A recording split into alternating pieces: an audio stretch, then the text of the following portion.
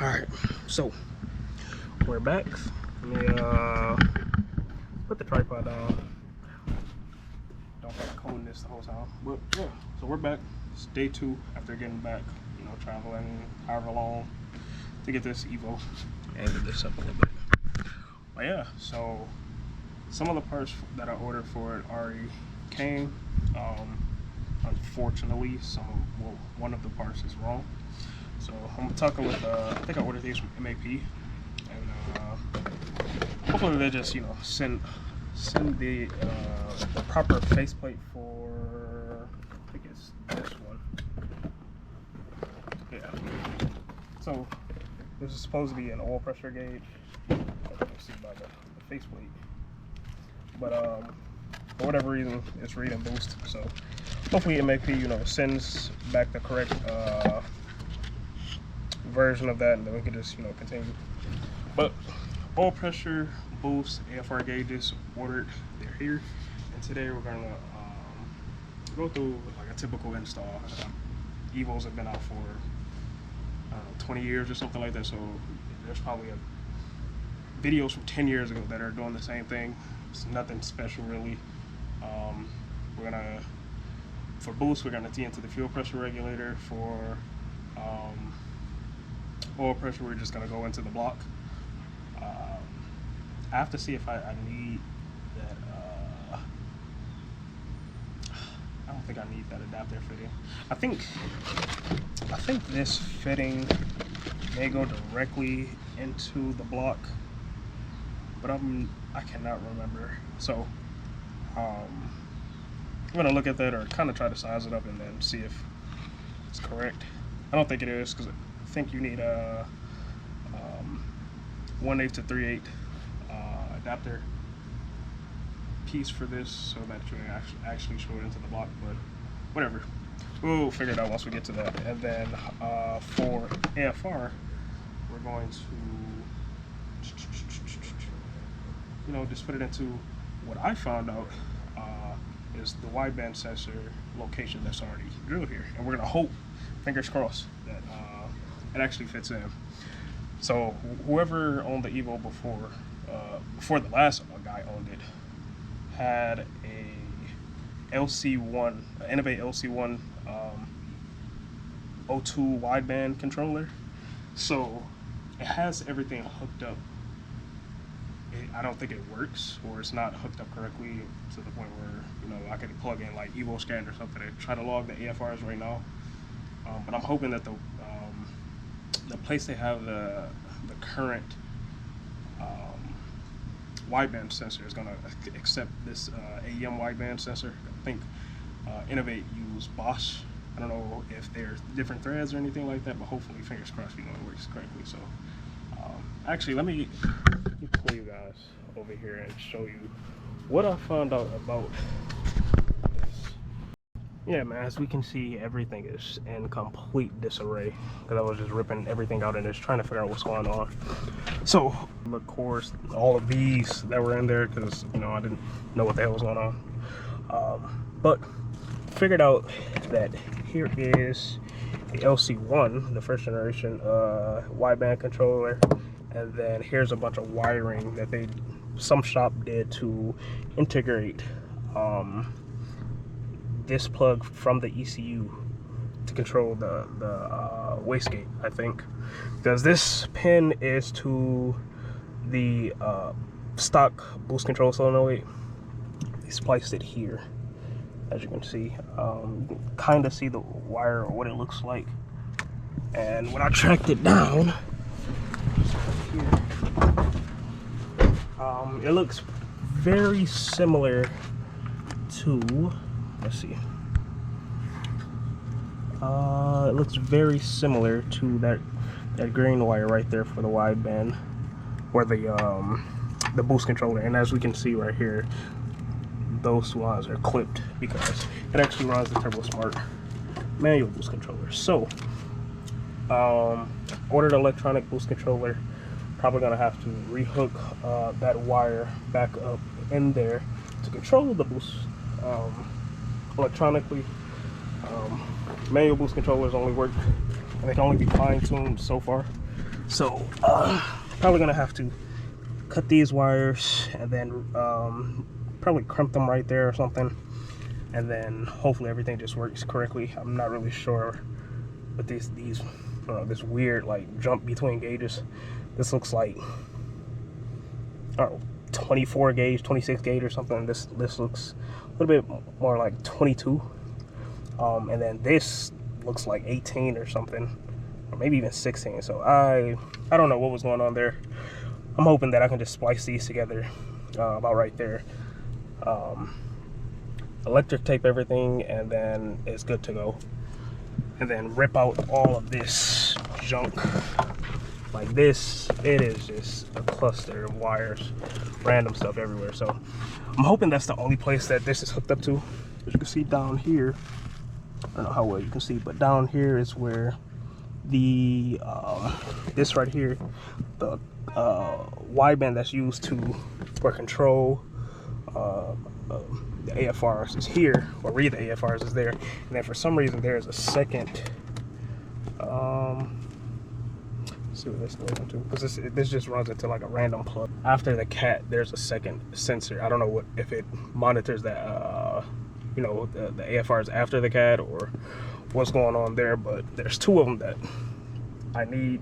I don't know if I'm gonna rip both of them out. I think I'm just gonna kind of leave this one here unplugged and then tap into that or remove the before cat sensor and try to plug in the AEM wideband. So yeah, man, let's just get started. For that, we also have the Autometer 3-pod setup. I figured, you know, it has the HKS on it already, making all the noise. You might as well go full ricer and get the 3-pod HKS and then the Axis 5-spoke wheel. So hopefully it, you know, it looks a little bit more, or looks and sounds a little bit more like retro, I guess. But yeah, man, let's get started. Yeah, so man, another thing that we're gonna try out today is playing around with the head, the GoPro head mount. See you guys, but I noticed, or I didn't notice, but not having a head mount going down Mount Evans in Colorado kind of made me upset. Didn't have nowhere really to mount the camera for any type of POV driving, so bought the GoPro head mount, which funny enough doubles as a like rubber band for my hair, so that's always a plus. But yeah, let's go. What is that?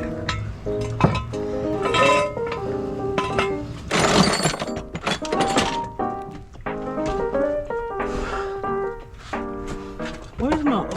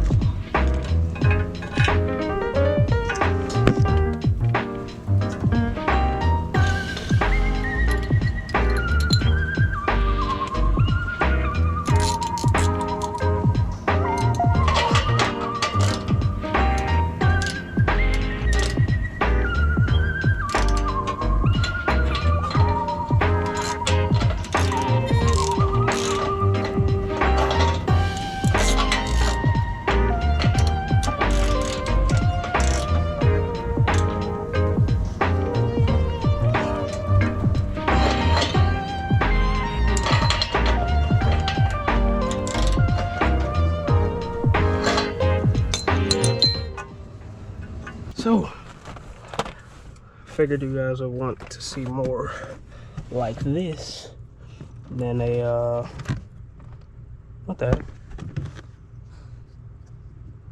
Oh, I'll probably have to bring it all the way around here maybe, or maybe I can wrap it under here. But maybe you guys want to see more of a, or here, instead of looking at a time lapse. But got the sensor installed in the downpipe. Threads were perfect. We just get harness over here to it, and we're probably just gonna leave it connected like back here somewhere. Just throw a tarp down for all of that, and then zip tie this up somewhere behind here. Almost forgot that we should. Do I have like a? Oh yeah, perfect trim tool. See if I can pry all this crap off.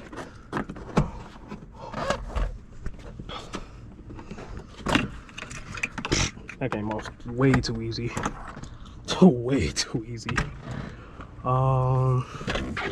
Then somehow I probably should have. I keep doing this backwards. Should have just fed this down in between. Well, this panel's gonna have to come off anyway.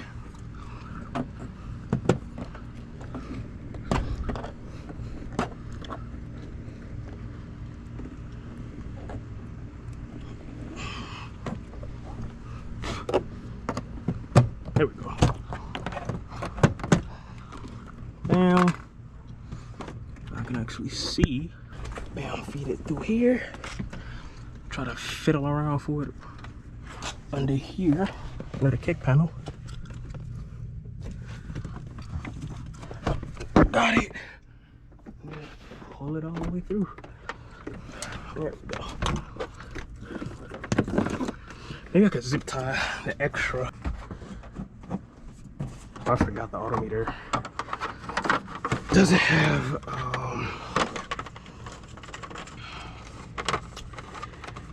clips. I think it's just supposed to like double or two-sided tape or Velcro or whatever you want to do to it onto one side like this.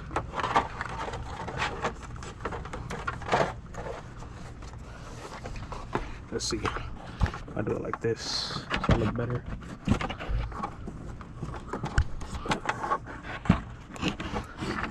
Well, it doesn't look better, but it is better.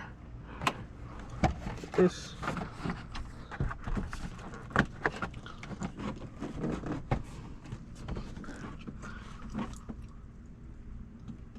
Can't be, that can't be right. There's no, that has to be right.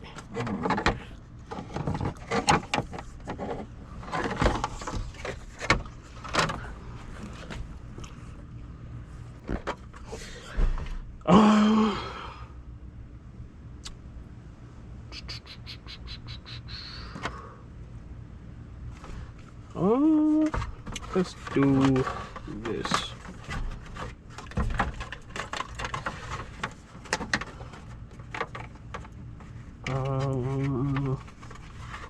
Get some double-sided tape. Put this on like this here, and drill a hole. Probably, I don't like a hole somewhere around here. Let's put a hole right there so we can start feeding wires through there. Let's see. Wires are pretty big, so we're gonna have about, I think, 4 cables running through. So let's get a battery. Let's just make.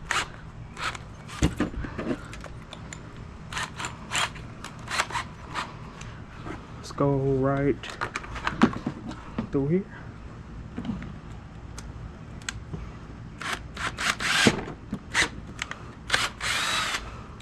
Pretty easy.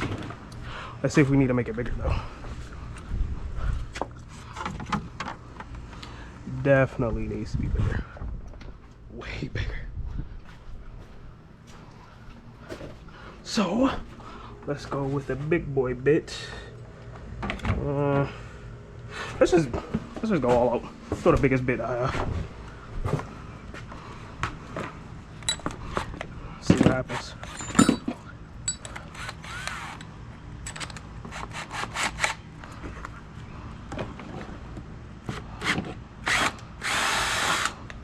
Okay. Let's see. Let's oval it out. So I come up through here.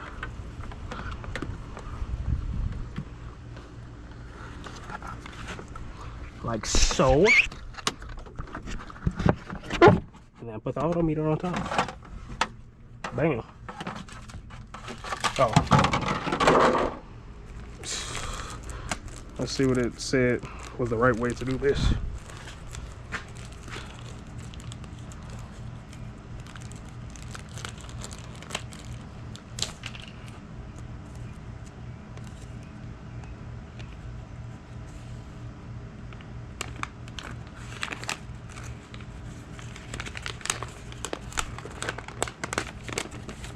Remove stock A-pillar. Put the A-pillar in the mounting position. Slight modification of the A-pillar may be required for putting 3/16 hole through the four corners of the pre. Okay, yeah. So I guess instead of double-sided tape, we can just use these. Like this here, like so. I believe. Feed it down through here. Let's make it easier. Let's do it like this. Up through here.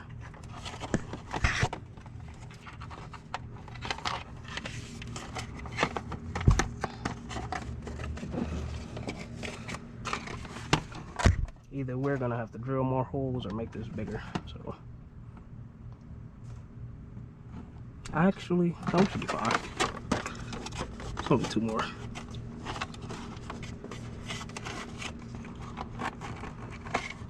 Feed this through here. Connect it here. Now let's see how it looks.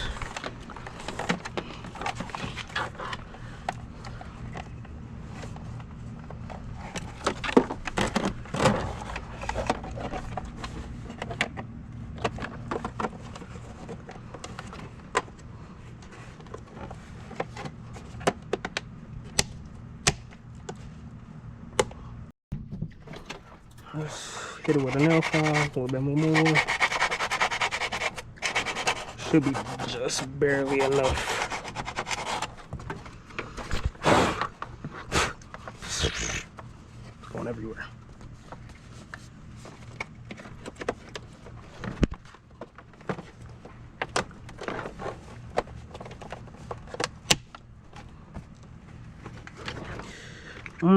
Don't want it like this, or don't want it flush. I think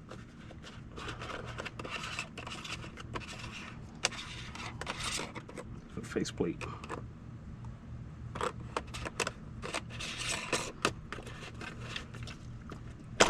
I think because, whoa, I got a faceplate right. I think because it is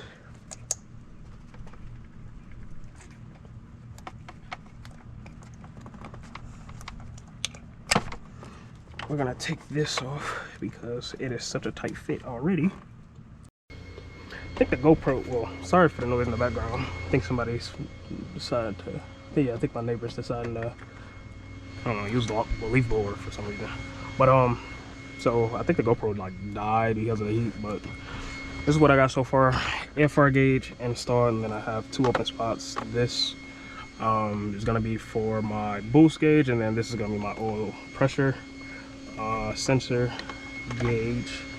The way I differentiate them right now is the oil pressure sensor has its both of its lines, like where is it, right here, both of its lines are tied together, so I know which one is which. We're gonna route these wires up underneath the tweeter and then just kind of push everything into place, and then hopefully everything just fits pretty nice. You know, I almost forgot that this is an MR, so I think we just lucked out and have a vacuum line already ran right here for us, right off the fuel pressure regulator. We follow this T right here, fuel pressure regulator and the intake. You can see this vacuum line is routed into the fender well, probably all the way right here. And then if I pull this out, it looks like exactly what I think it is. So let's pull out this barb fitting, and or actually maybe we can just leave the barb fit on there and run ours from here. Yeah, looks like it's coming from that grommet. That's way back here in the passenger kick panel, so excellent. So unfortunately, looks like we gotta cut this short today. So far we got air fuel boost, we got some stuff wired up, the serial connection for logging for the wideband,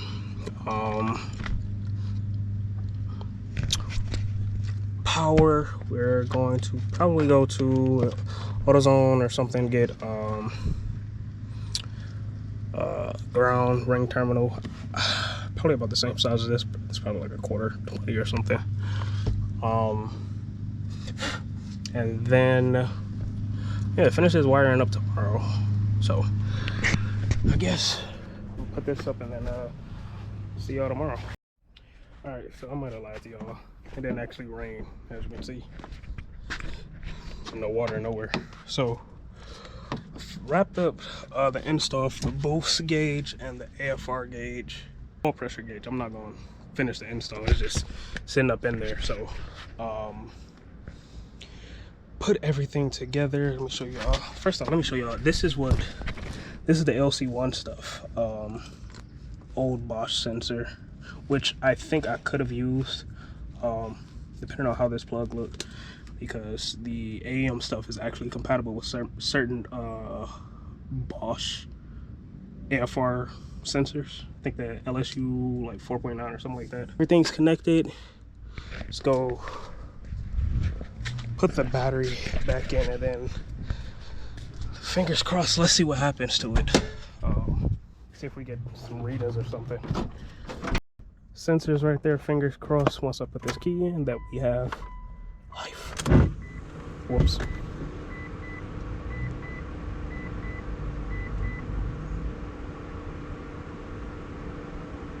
You know, I should have checked to see if the AM stuff. What is that noise?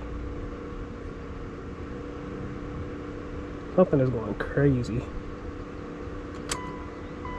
I think that's the fan. I don't know why though. Hold on. All right, man. Let's see what happens when I try to start it.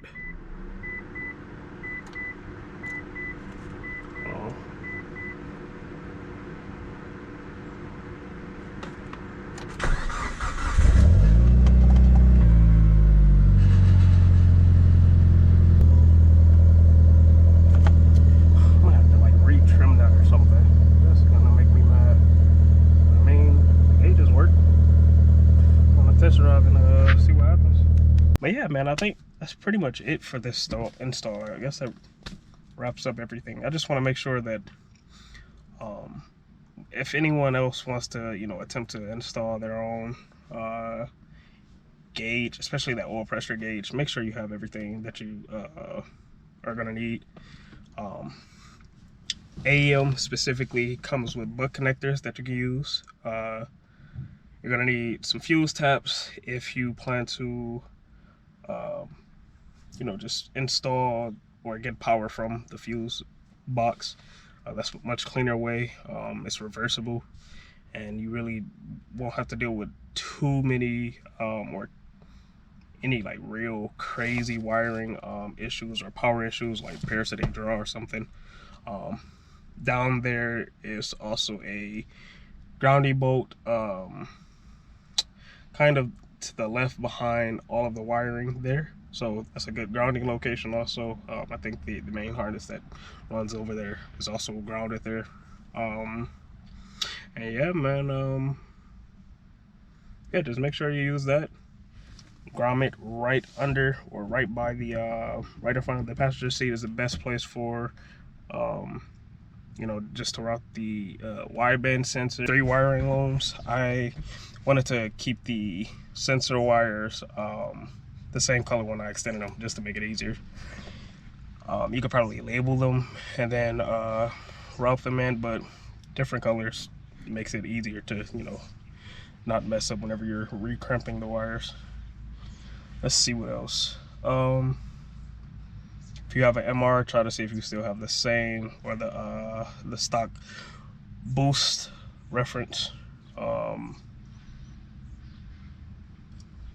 think that is pretty much it, man.